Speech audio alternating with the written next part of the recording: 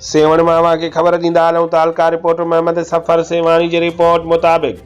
सेवण तालके जे ॻोठ मोहम्मद हारून टालपुर में rising sun organisation ज़िला जामशोरो पारां ऐं deputy director livestock animal husbandry ज़िला जामशोरो डॉक्टर निज़ामुद्दीन जमाली के सहकार सां सेवण तालके जे यूनियन काउंसिल आराज़ी के ॻोठ मोहम्मद हारून टालपुर में रईस ज़ुल्फ़कार टालपुर की ओताक ते कांगो वायरस का बचाव के लिए वैक्सीनेशन मुहिम और कांगो वायरस का बचाव बाबत मालूमाती कैंप लगाई वही।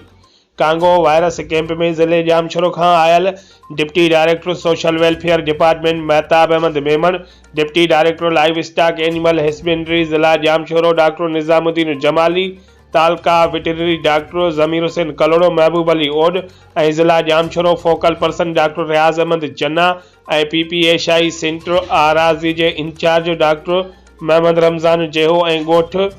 हारून टालपुर के नेक मर्दन ऐं भरपासे के ॻोठन खां आयल मालवंद माण्हुनि ने शिरकत कई। ॻोठणनि पारां आयल मेहमाननि खे सिंधी अजरक जा तोहफ़ा पेश किया विया। मां president rising sun welfare organisation Wazir Ali Brahmani अदा जे ॻोठ मोहम्मद हारून टालपुर यूनियन काउंसिल आराज़ी तालका सेवण में समाजी तंजीम राइजिंग सन वेलफेयर ऑर्गेनाइजेशन जेका ही कांगो वायरस खां बचा जी मुहिम रखी, जंहिंमें गवर्नमेंट जो है कांगो वायरस की बीमारी फैलजी है बलोचिस्तान में, तो उन खां बचाव के लिए सिंध गवर्नमेंट जो है एडवाइजरी जारी कई है। तो जेके भी मुख्तलिफ लाइन डिपार्टमेंट हैं वो जो है कम शुरू कन, छो जो ही बीमारी जानवरन खां इंसानन में फैलजण वाली बीमारी है। कांगो खां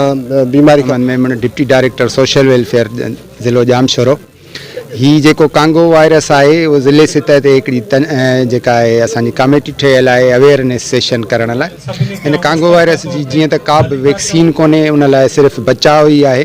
त ही जेके असांजा वाड़ा आहिनि या जेके असांजा मालवंद माण्हू आहिनि उन्हनि जा जेके जानवर आहिनि उन्हनि में सिर्फ़ु सफ़ाई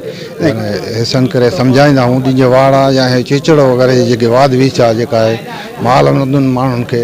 उते कम्यूनिटी में असां सम्झाईंदा आहियूं त उन्हनि खां बचा पंहिंजो ग्लव्स वग़ैरह लॻाइनि।